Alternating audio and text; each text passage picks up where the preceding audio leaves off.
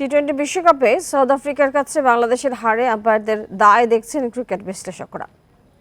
আন্তর্জাতিক গণমাধ্যমে এই নিয়ে সমালোচনার ঝড় বইছে। আবার মাহমুদুল্লাহকে আম্পায়ার আউট দেওয়ার বল ডেড হওয়া আইন নিয়ে প্রশ্নের মুখে পড়েছে আইসিসি, কারণ ডিআরএস এর সিদ্ধান্ত বদলে যায়, অথচ ওই বলে লেগ বাই হয়েছিল 4 রান। বাংলাদেশ শেষ পর্যন্ত ম্যাচও হারে সেই 4 রানই।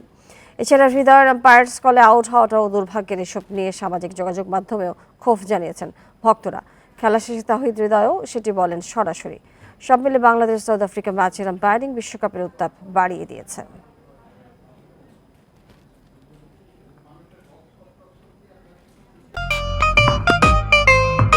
এমন ইন্সপায়ারিং বাড়িওয়ালা হওয়া সহজ, কারণ দাগ পরিষ্কার করা আরো সহজ।